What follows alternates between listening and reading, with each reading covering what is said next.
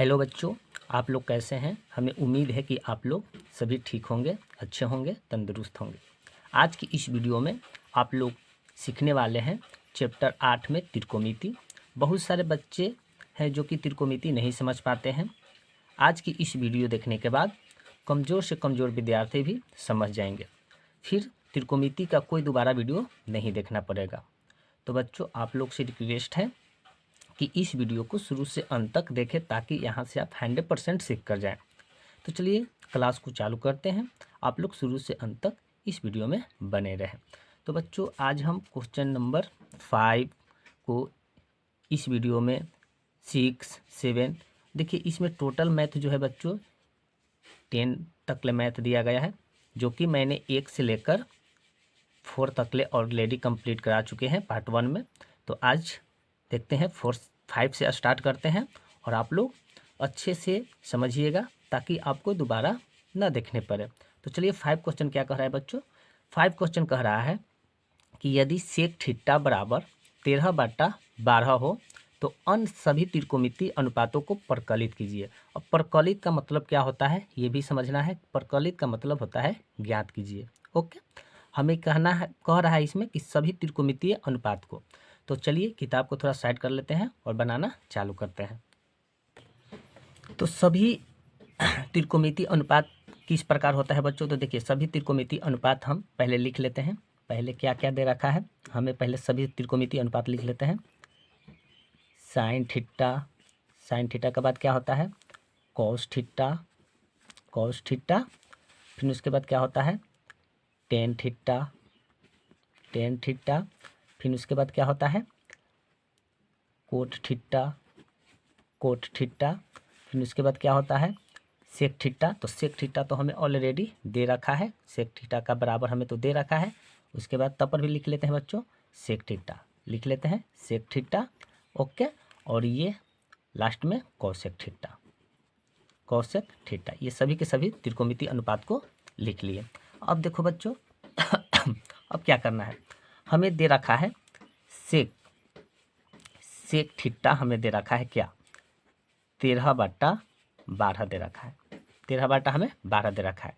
तो देखो बच्चों, अगर आपको त्रिकोणमितीय अनुपात का ये फार्मूला नहीं होता, याद है कि साइन थीटा बराबर क्या होता है, कॉस थीटा बराबर क्या होता है, टेन थीटा बराबर क्या होता है।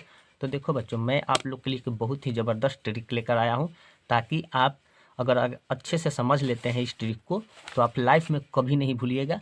तो ये आपके सामने ट्रिक लेकर आया हूँ।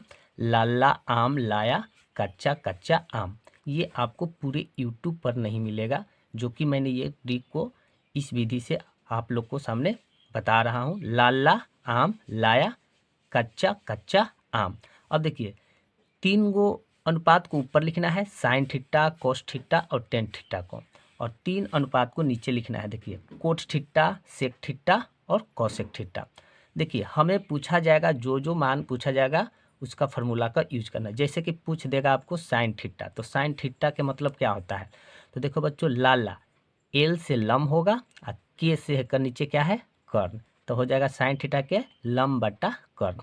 अगर मान लीजिए कॉस थीटा, तो कॉस थीटा के क्या हो जाएगा लाला ए से आम और के से कर्ण, तो कॉस थीटा के आधार बटा क्या हो जाएगा कर्ण हो जाएगा। ए से आधार, के से कर्ण हो जाएगा। टेन थीटा के क्या हो जाएगा एल से लम और ए से आधार, तो टेन थीटा बराबर लम बटा आधार हो जाएगा। अब देखिए नीचे से चलते हैं, कोट है तो कोट के लिए क्या होगा तो आधार बटा लम, सेक थीटा का क्या होगा कर्ण बटा आधार, और कोसेक थीटा का क्या होगा कर्ण बटा लम होगा। इस प्रकार ये ट्रिक द्वारा आप sine theta, cos theta, tan theta, cot theta, sec theta और कोसेक थीटा को आप फार्मूला याद कर सकते हैं। तो ये ट्रिक बहुत ही ज़बरदस्त है।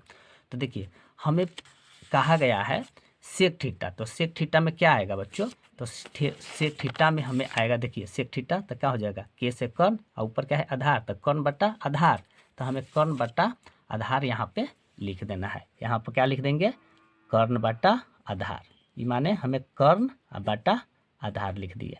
तो ई से हमें पता चल गया बच्चों क्या कि कर्ण हमें मिल गया है 13, आधार मिल गया है क्या 12 मिल गया है। ओके, ये से हमें पता चल गया। तो जब कर्ण मिल गया और आधार मिल गया तब क्या बच गया लम बच गया, तो लम निकाल लेते हैं। तो देखिए लम कैसे निकलता है, लम निकालने के फार्मूला पाइथागोरस प्रमेय से चलेंगे बच्चों, पाइथागोरस प्रमेय से। तो लंब बराबर क्या होगा, रूट अंडर क्या हो जाएगा, कर्ण का स्क्वायर और माइनस क्या हो जाएगा, आधार का स्क्वायर हो जाएगा। ये आधार का स्क्वायर हो गया, ये आधार का स्क्वायर किस विधि से हुआ, पाइथागोरस से। क्या हुआ, पाइथागोरस प्रमेय से। ये हमने लिख लिया, पाइथागोरस प्रमेय से ये लिख लिया।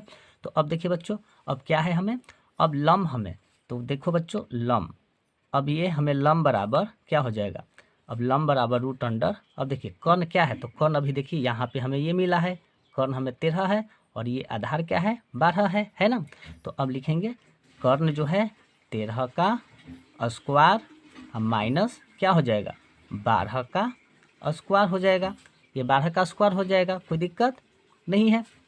अब क्या करेंगे बच्चों, उसी प्रकार आप लिखेंगे लंब इक्वल टू रूट अंडर क्या हो जाएगा बच्चों, थोड़ा पेन बच्चों प्रॉब्लम चल रही है।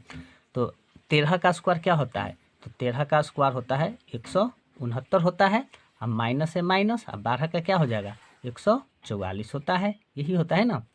तो अब क्या होगा, लंब बराबर क्या होगा, 169 में से 144 को घटाएंगे तो क्या आ जाएगा, हमें आ जाएगा 25 आ जाएगा। कितना आ जाएगा, 25 आ जाएगा, यानी 25 हमें ये मिल गया। अब 25 मिला, तो अब 25 मिला तो अब यहाँ पर लिखेंगे लंब बराबर, अब 25 का वर्गमूल कितना होता है बच्चों, तो 25 का वर्गमूल जो होता है ये आप लोग 7-8 से पढ़ते आ रहे हैं वर्गमूल निकालने के लिए। तो 25 का वर्गमूल हो जाएगा बच्चों 5 हो जाएगा। कितना आ जाएगा 5। अब देखिए लंब हमें मिल गया कितना, 5 मिल गया, कर्ण भी मिल गया और आधार भी मिल गया। ओके, तीनों के तीनों चीज़ हमें मिल गया। पहले था हमारा कर्ण और आधार, तो हमने लंब ज्ञात कर लिए किस विधि से, पाइथागोरस प्रमेय से। लंब हमें मिल गया, लंब 5 मिल गया। अब क्या कह रहा है बच्चों कि सभी त्रिकोणमितीय अनुपात को प्रकलित करना है, यानी ज्ञात करना है। तो अब बताइए बच्चों, अब पहला में क्या है, साइन थीटा है। तो साइन थीटा के अभी फार्मूला आपको ट्रिक द्वारा बताए हैं कि लाला आम लाया, तो ल से लम हो जाएगा, ल से लम, और नीचे क्या होगा, कच्चा कच्चा आम, यानी लम बटा कर्ण हो जाएगा। तो ये लम बटा हमारा कर्ण है। तो लम कितना मिला हमें, तो लम मिला हमें बच्चों, लम हमें मिला 5, तो यहाँ पे 5, और कर्ण क्या है, तो देखिए कर्ण यहाँ पर 13 है, तो यहाँ पे हम लिख लिए 13 लिख लिए, यानी ये चीज़ हम ज्ञात कर लिए साइन थीटा को। अब क्या करना है बच्चों, अब कॉस को, तो कॉस को देखिए, कॉस के क्या होता है, लाला आम लाया, तो कॉस के हो जाएगा आधार बटा कर्ण हो जाएगा।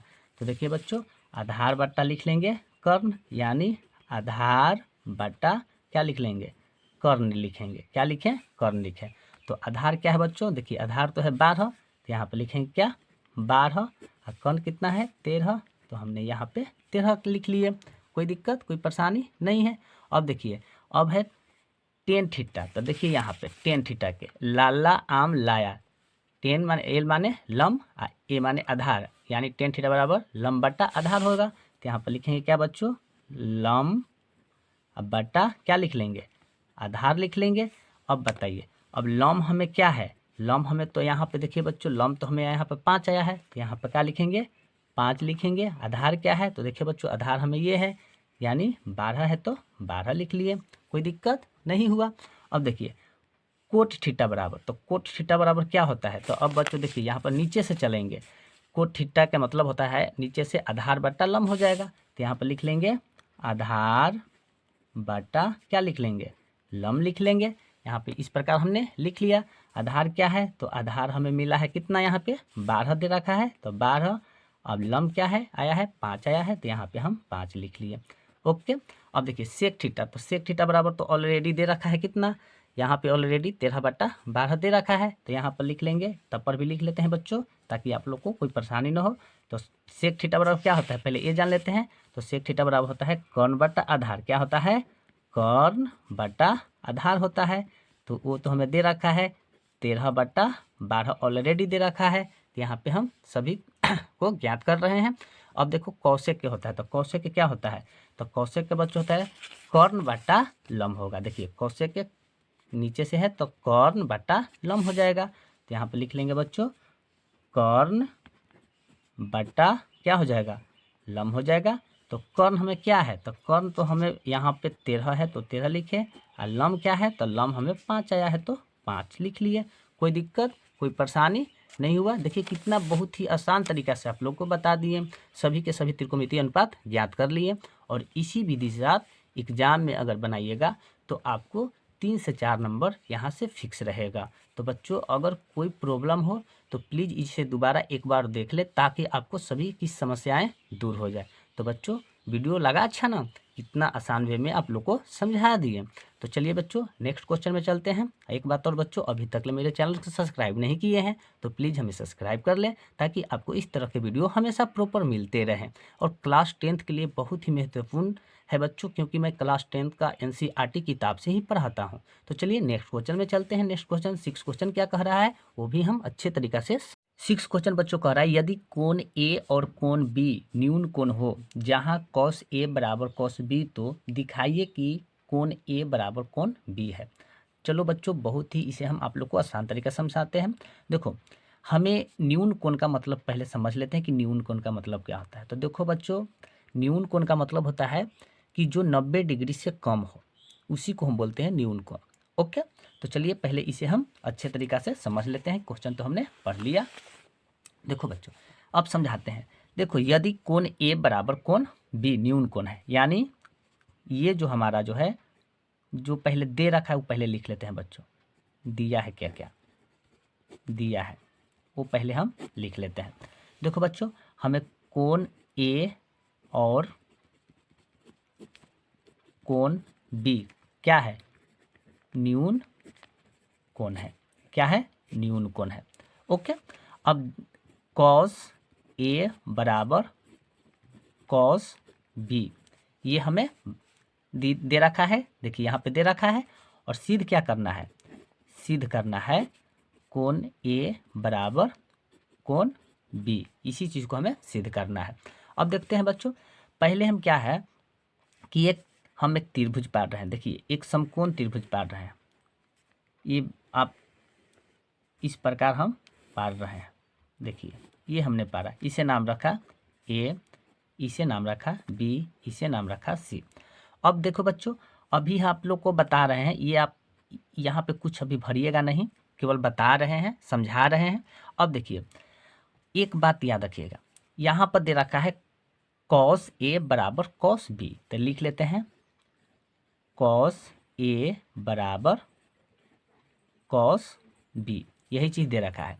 तो देखिए आप लोग को एक फार्मूला बताए थे, क्या फार्मूला बताए थे कि cos A बराबर क्या होता है, ट्रिक से बताए थे ना। देखिए cos A रहे या cos थीटा रहे, बात एक ही है। थीटा का मतलब भी कौन होता है, A का मतलब भी कौन होता है। तो देखिए ये फार्मूला आपको बताया था कि cos के बारे में पूछ रहा है, तो cos थीटा बराबर क्या होता है, आधार बटा कर्ण होता है। तो यहाँ पर लिख लेंगे बच्चों, यहाँ पर आधार बटा कर्ण। तो यहाँ पर तो हम आधार बटा कर्ण तो लिख लिए, ठीक है, आधार बटा कर्ण हमने लिख लिया। ओके, अब बराबर है बराबर, ये भी क्या हो जाएगा, ये भी हमारा क्या हो जाएगा, आधार बट्टा कर्ण ही होगा। ये भी क्या होगा, आधार बट्टा कर्ण होगा। मगर यहाँ पे बच्चों डाउट क्या होगा आप लोगों को कि यहाँ A है यहाँ B है। तो A का मतलब कहने का मतलब है कि A का मतलब होता है कि देखिए ये हमारा A है, इस कोण की बात कह रहा है, यानी A का मतलब होता है कोण। तो जब भी बच्चों आपको A के कह रहा है तो इसके जस्ट सामने वाला ये जो सामने वाला ये हो जाएगा आपका लम हो जाएगा। फिलहाल ये हो जाएगा क्या, लम हो जाएगा। तो यहाँ पे हम क्या लिख देंगे, लम। ओके, और ये हो जाएगा आधार हो जाएगा। ये तो जो है कर्ण जो हो हमेशा फिक्स रहता है, याद रखिएगा, ये कर्ण जो हमेशा फिक्स रहता है। देखिए ये 90 डिग्री का है ना, ये 90 डिग्री का है, इसके जस्ट सामने वाला भुजा जो होता है कर्ण होता है, याद रखिएगा। और लम आधार कोण के अनुसार बदलित रहेगा, याद रखिएगा। 90 डिग्री के जस्ट सामने वाला भुजा कर्ण हमेशा फिक्स रहता है, ये फिक्स रख लीजिए, ये आपको फिक्स रख लीजिए। मगर अब ये जो है लम और आधार कोण के अनुसार बदलेगा। तो अभी फिलहाल ए है, ए में दे रखा है, तो ये हमारा कोण जो बनेगा इसके जस्ट सामने वाला ये भुजा जो हो जाएगा अभी फिलहाल क्या हो जाएगा, लम हो जाएगा। क्या हो जाएगा, लम हो जाएगा। ये क्या हो जाएगा, आधार हो जाएगा। ये क्या हो जाएगा, फिलहाल अभी आधार हो जाएगा, याद रखिएगा। तो देखिए यहाँ आधार जो है आधार बटा कर्ण, तो आधार क्या है, तो आधार हमें AC है, क्या है, आधार हमें AC। तो यहाँ पर लिखेंगे AC अब बटा कर्ण क्या है, तो कर्ण हमारा ए बी है, तो यहाँ पर लिख लिए ए बी लिख लिए। ओके, बराबर है बराबर। अब बच्चों यहाँ पर कॉस बी, तो कॉस बी को कह रहा है, तो अब बच्चों इस कोण की बात कह रहा है, यानी इस कोण की। अभी बताएं कि बी का मतलब भी कोण होता है। अब ई फिलहाल, अब बच्चों इसके जस्ट सामने वाला ई भुजा जो आपको दिख रहा है, ई अब ये आधार से कौची में बदल जाएगा, लम में बदल जाएगा। ये अब ये लम हो गया, क्योंकि इस कोण की बात कह रहा है। ये जो हो जाएगा, अब इस बार हो जाएगा ये हटाकर अब हो जाएगा ये आधार हो जाएगा। देखो जो कोण का कहेगा उसी से हम चलेंगे, उसके सामने वाला, तभी इस बार हो जाएगा क्या, ये लम हो जाएगा। तो लम क्या हो जाएगा, लम जो हमारा जो है ये हो गया लम, ये हो जाएगा कौची, ये अब इस बार आधार हो गया, इस कोण के अकॉर्डिंग हुआ, क्योंकि यहाँ पर बी पूछ रहा है। तो देखो आधार क्या है, तो आधार हमें मिल गया क्या बच्चों, आधार हमें मिला, देखिए आधार अब इस बार हो जाएगा क्या, बी सी हो जाएगा, क्या हो जाएगा बी सी। और कर्ण क्या हो जाता है, कर्ण क्या होगा, कर्ण तो हमेशा फिक्स रहता है, यानी ए बी हमारा क्या हो जाएगा, कर्ण हो जाएगा, ये हमारा फिक्स है। तो ए बी से ए बी क्या हो जाएगा, खत्म हो जाएगा, खत्म हुआ ना। तो अब क्या करेंगे ना कि ए सी बराबर क्या लिख लेंगे, बी सी लिख लिए। तो अब क्या करना बच्चों, ए सी, तो देखिए ये हमारा ए सी जो है, ए सी हमारा ये भुजा है।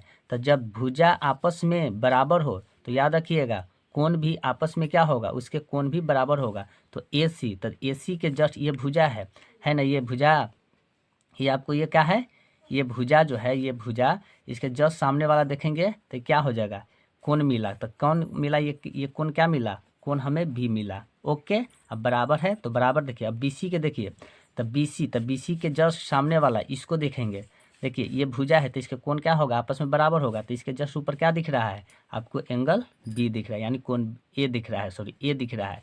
तो देखिए यही चीज़ को हमें साबित करना था, एंगल ए बराबर एंगल बी, यहाँ पे साबित हो गया एंगल बी बराबर एंगल ए, या एंगल ए बराबर एंगल बी, यही चीज़ को हमें साबित करना था। इसी तरीका से हम आप लोग को समझा दिए, बहुत ही आसान तरीका से। ओके, तो अगर वीडियो अच्छा लगा हो तो लाइक सब्सक्राइब एंड शेयर जरूर करें, और अपने दोस्तों के साथ अधिक से अधिक शेयर करें। जय हिंद, टेक केयर। अगले वीडियो में फिर मिलते हैं नए अंदाज के साथ। जय हिंद।